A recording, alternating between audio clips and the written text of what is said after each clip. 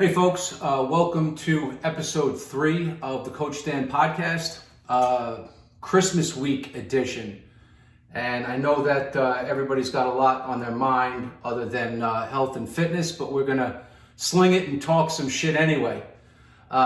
In the prior 2 episodes, real quick, we talked about a woman I've worked with over the past year and a half that's lost 106 pounds.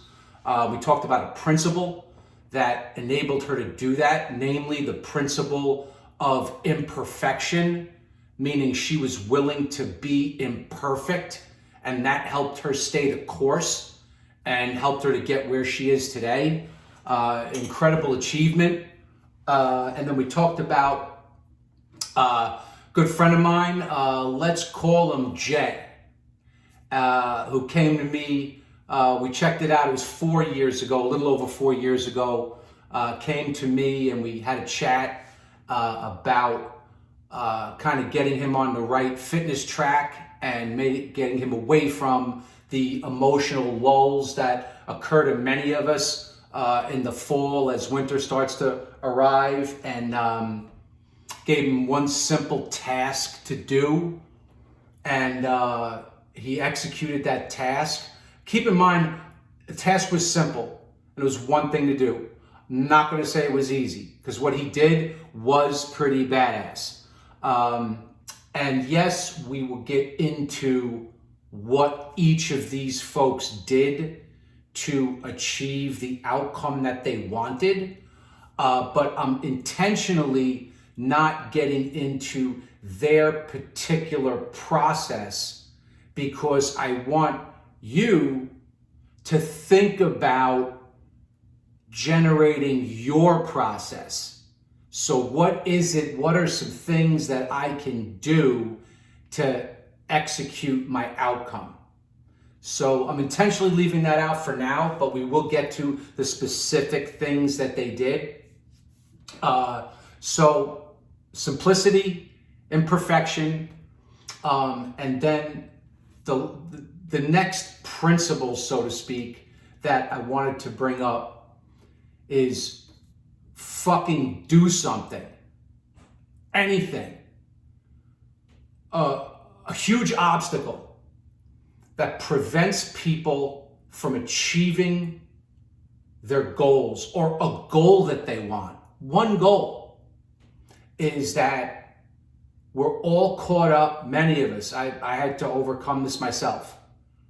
We're caught up in all or nothing thinking. If I can't get to the gym for an hour, it's not worth going, as an example.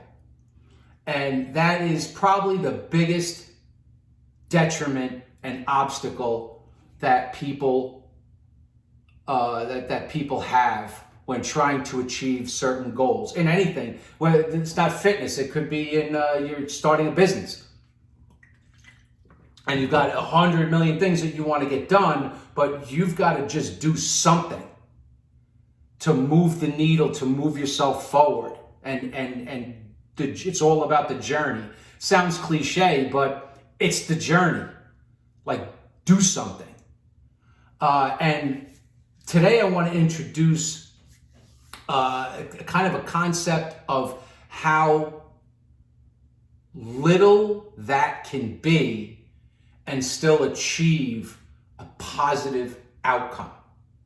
And I'm going to use fitness as an example, right? Because, food, we'll get to food, which is a tough one, because everybody's addicted to whatever foods they're addicted to, their dopamine hit, whatever it is.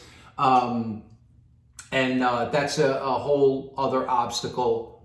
And we can hack that, but we'll get to that at another time. But for now, let's say, for argument's sake, you know what? I'm not giving up my diet. I love my diet, whatever it is. My fucking cheeseburgers and ice cream, whatever it is. You don't want to give it up. Okay, fine. Don't give it up. I'm going to quote Dr. Peter Attia, who I listen to quite often. He's a longevity doctor. Dr. Peter Attia, Attia. I listen to him quite often. Longevity doctor, brilliant, shaved head, stud, total stud.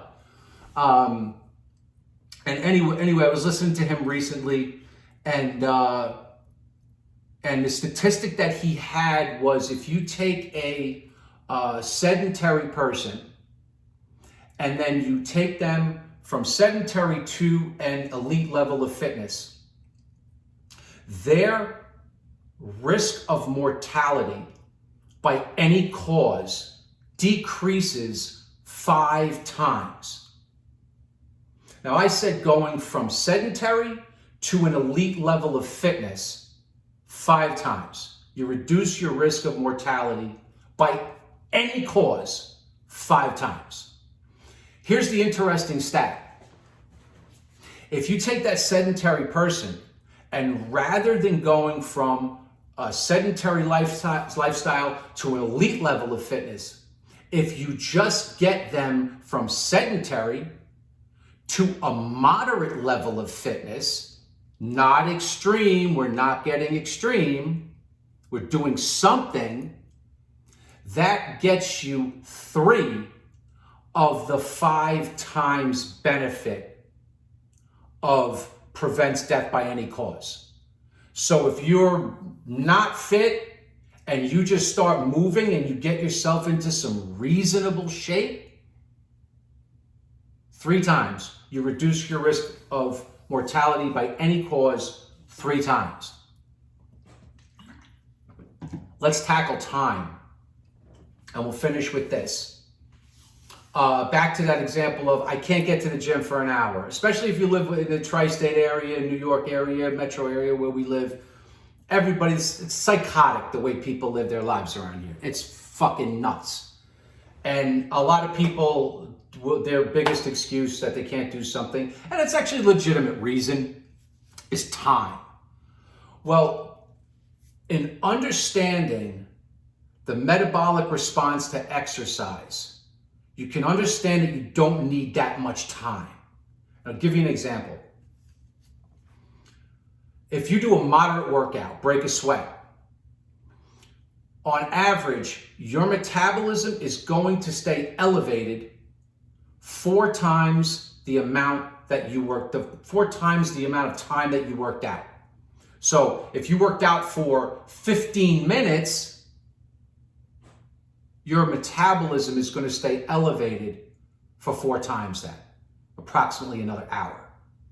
So you can only work out for 15 minutes, but you can get metabolic benefits of increased metabolism, which is what everybody wants to do in order to burn calories, burn some excess calories. So you can increase your metabolism, increase your hormone production, endorphins, happy hormones, and all that stuff for over an hour afterwards. And what would be a 15-minute workout? I don't know, I'll do a 15-minute workout right now. No, I'm not gonna do 15 minutes, but don't worry about it. How about every minute on the minute for 15 minutes? For 30 seconds, I'm gonna sit in a chair upright, I'm gonna stand up, and then I'm gonna sit down. Stand up and sit down, mimicking a squat. I'm gonna do that for 30 seconds on the minute, and then rest the other 30 seconds. I do that nice and easy, nothing crazy, nice easy pace, right? Now after 15 minutes, I've exercised, I haven't gotten in my car, I haven't gone anywhere, I haven't done anything, and my metabolism is going to stay elevated for approximately 4 times the amount of time that I exercise. So there's a little way that you can hack the I don't have time, because time is all about what you want to do with it. There is plenty of time in the day if you know how to hack the time that you have. So there's a little, let's call it a hack. Let's call it a workout hack. So with that, next principle on the list of kind of principles we're going through is do something. Something is better than nothing. And the biggest obstacle, whether it's fitness, whether it's running a business, whether it's whatever you want to achieve, one of the enemies to your success is going to be if you have all or nothing thinking. It's a big preventer of success. Do something. It's better than nothing. And don't change your diet. Just start moving. How about that? It works. That statistic that I gave you before about 5 times by any cause, 5 times mortality by any cause, that's without changing your diet at all. That's just like starting a little fitness exercise program. And obviously I got to throw a disclaimer. I'm not giving anybody advice to do anything. If you're going to start an exercise program, check with your doctor. Make sure you're in good shape and you can start an exercise program and all that happy stuff. So just giving some examples. So that's it. Thank you for listening. Subscribe. Don't subscribe. I really don't give a shit. Just trying to find people that are interested in their own health and wellness and performance. Because we are talking about human performance. If you're feeling better physically, you're going to perform better at whatever it is you do. Doesn't matter. If you're feeling good, you're going to work better. So that's it. Thank you for listening, though. I do appreciate it. Merry Christmas to everybody, and I will see you next week.